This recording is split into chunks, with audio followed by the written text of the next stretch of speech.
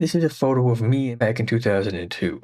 I grew up on a steady diet of History Channel, at the time known derisively as the Hitler Channel, because of how often they featured World War II and Austrian painter-related content, and of course movies like Saving Private Ryan, Band of Brothers, and so on.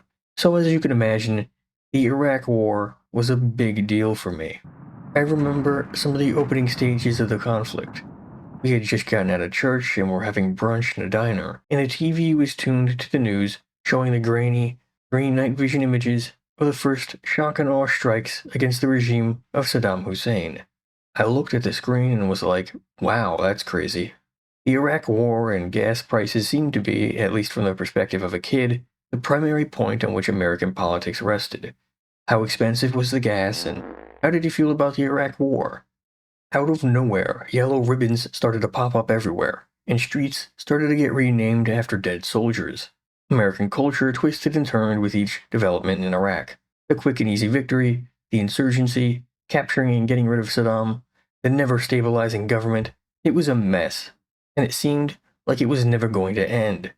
But nowadays, if you asked people on the street where Iraq was, they would probably point on the map to Russia or something like that, and then say that they think the whole war was about oil or gas. And it wasn't about that. This whole thing is actually about geography. The title of this video isn't very accurate. It's about oil and how geography affects the oil trade. Look at the region of the Persian or Arabian Gulf. Iran, Iraq, Kuwait, Saudi Arabia, Bahrain, Qatar, and the UAE. All of these are major oil producers, and together almost equal 50% of the world's oil reserves. Except for Bahrain, which doesn't really produce any oil compared to its neighbors. Sorry Bahrain, but it's gotta be said. You guys just don't got what it takes. Almost all of the oil shipments from these countries would head through Iraq or through the Persian Gulf and the Strait of Hormuz. So any nonsense down there causes serious issues to the oil industry all over the world. That includes any nonsense created by Saddam Hussein. It would absolutely damage the sitting president and the ruling party to have high gas prices, and US voters would hate to pay the high price for gas. People still complain about gas prices, but it's been getting much more muted since back in the day when the Iraq War was going on. It seemed like about half of any major complaint with American society at that time was about gas prices. Like, people were driving around SUVs back then and being like, wow, gas prices sure are high. Yeah, I wonder why. Since then, things are way different. And the US is now a net exporter of oil, and we're part of the reason why oil prices are so low overall. In fact, the situation got so bad that in 2020, US oil prices actually somehow became negative.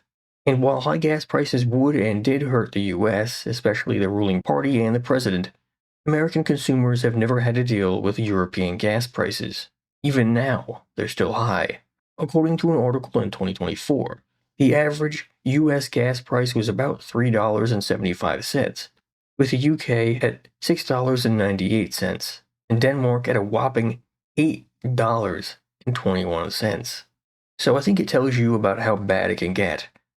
While taxes on gas is part of the reason why prices are higher in Europe, outside of Norway and Russia, no other country in Europe could be classified as a major oil producer. Even in a country that loves biking like the Netherlands, would be a fiend on the corner if the oil and gas ran out. Planes, trains, and automobiles. Modern society runs off the stuff. The Netherlands would need oil to stay afloat. Every country would. So oil and gas prices spiraling out of control would hurt everybody. But the US allies in Europe especially. Of course, in the modern day, I'm not sure how many people or politicians in the US would care about that. Nowadays, the US has a Jekyll and Hyde situation where every 4 years, there's a 50% chance that whatever foreign policy decision that the last administration made up would immediately get ripped up. But back in the day, this wasn't the case.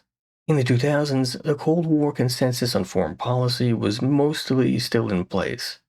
Though Democrats and Republicans had different approaches to foreign policy, during the Cold War you could generally figure that both parties had a similar understanding of American interests and what the US wanted and needed to accomplish.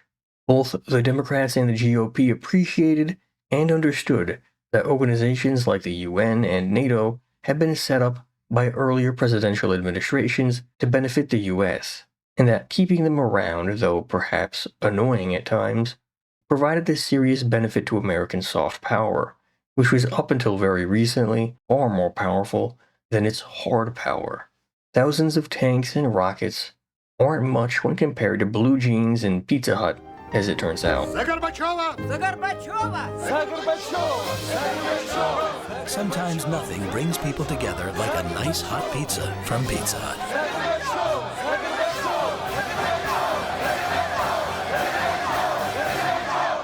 Since the 1960s, one of the USSR's primary approaches to dealing with the US and its friends was with oil and gas.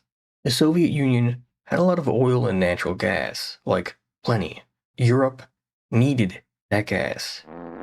The first Soviet pipeline into Eastern Europe was the Druzhba or Friendship Pipeline that started operating in the 1960s.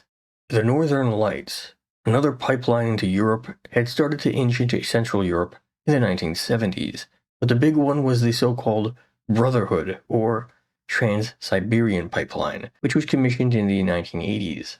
While Europe had gradually been weaned onto Soviet natural gas since the 1960s, this represented a new and, at the time, unprecedented increase in Soviet gas into Europe.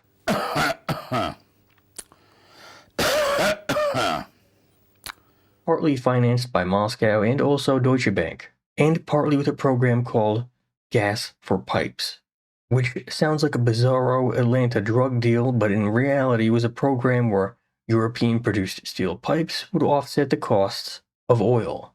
This freaked out the US and then President Ronald Reagan in a major way, having a freakout almost as bad as when he found out that black people could own guns. Holy shit. Reagan implemented sanctions, at the time a fairly unused tool in the US arsenal, to try and stop the construction of the pipeline and somehow diplomatically end European support for the project.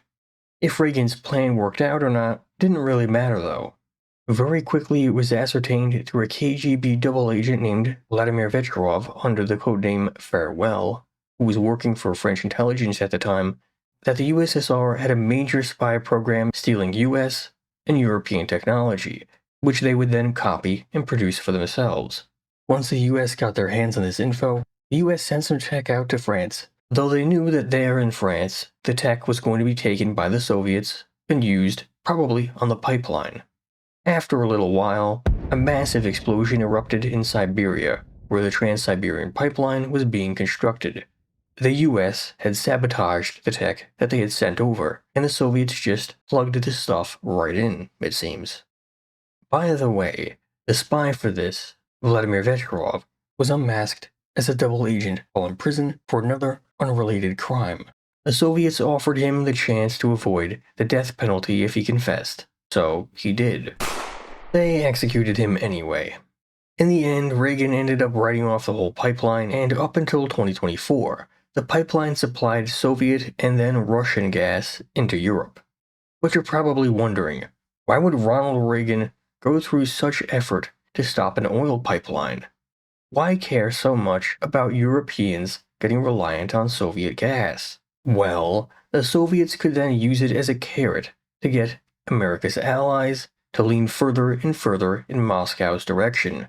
If the situation got so bad, the trading could actually hurt the integrity of NATO and cause Europeans to be gun-shy, robbing the US of support in the case of a conflict. So their major approach to screwing with the US was gas and taking every opportunity handed to them to wrench allies away from the United States. Energy diplomacy, as it's sometimes called, was a major element of Soviet strategy on a global level. Despite what your conspiracy-pilled grandpa might say, the Vietnam War wasn't some great Soviet plot, and LBJ wasn't secretly a communist. They just kind of watched on from Moscow and were like, wow, you're really gonna do that? You're dumb. And then immediately went and did the same thing in Afghanistan. And it was a major part of why they're no longer a country. History is funny like that. Ironically, the Iraq War really fucked up the US debt too. So I guess in a way, history is rhyming. But I hope not. I have to live here, you know. It's this need for security and stability in the oil market that helps create this hyper-focus on the Persian Gulf and, by extension, Iraq. The US freaked out about oil during the oil shocks of the 1970s. I'm sure you could remember. When Iraq invaded Iran, the US freaked out again, and it's partly why the US gave support to Iraq during that war once Iran started to win. After all, if Iran secured the Persian Gulf, then the US was in big trouble. If Iraq secured the Persian Gulf, then the US was probably in big trouble. Saddam wasn't pro-US, but at least he wasn't Khomeini. If neither side secured the Persian Gulf, then everything was good as long as the oil tankers kept blowing on by. In fact, people in Washington were so focused on the Persian Gulf at the time that in 1983 ABC ran a show called The Crisis Game, where former top Washington bigwigs gamed out what they would do if they were in the White House and the Soviets invaded Iran. By the way, by the third session they were considering using nuclear weapons against the Soviets. That's how serious the situation in the Persian Gulf was, and still is. So, in a way, the Iraq War wasn't about Iraqi oil, it was actually about oil. And also because Bush thought that invading Iraq had something to do with Gog and Magog, a biblical prophecy written almost 100 years after the death of Christ, and that blowing people up would bring back Jesus and end human existence as we know it. But there's no proof that Bush only wanted to invade Iraq for that one reason. Saddam was bragging about having weapons of mass destruction, and some parts of the US government believed it, and he tried to blow up Pappy Bush. And the war in Iraq was sold as a potential quote-unquote war on a budget by Donald Rumsfeld, and of course don't forget that a war in Iraq was a major boon to Halliburton stock owners. So in truth, one singular reason for the Iraq War doesn't exist. But the reason why the US fixated on Iraq and the Persian Gulf had been set in stone many, many years ago by geography and national borders. Because, like I said, the Iraq War wasn't about taking Iraqi oil. It was about oil. All of it. Consider the big picture. Thanks for watching. As always, the Charlie Dogwood channel provides stories on crime, corruption, chaos, conspiracies, and of course, cool stories. If that sounds good to you, please consider subscribing, liking, commenting, and sharing the video. Also, feel free to check out my Twitch, YouTube gaming channel, and stream VOD channel. All links are in the description. Hey everybody, this is a new style of content that I'm going to be trying to do. It's like medium form content. So you have long form, I'm still going to be doing long form videos, and then you have short form videos like TikToks and things like that, which I'm not going to be doing. So this is kind of a test video for this new format that I want to try. And don't worry, the new long form video will be out very, very soon. Without further ado, check out this video. It's pretty good. Good stories only. Thank you.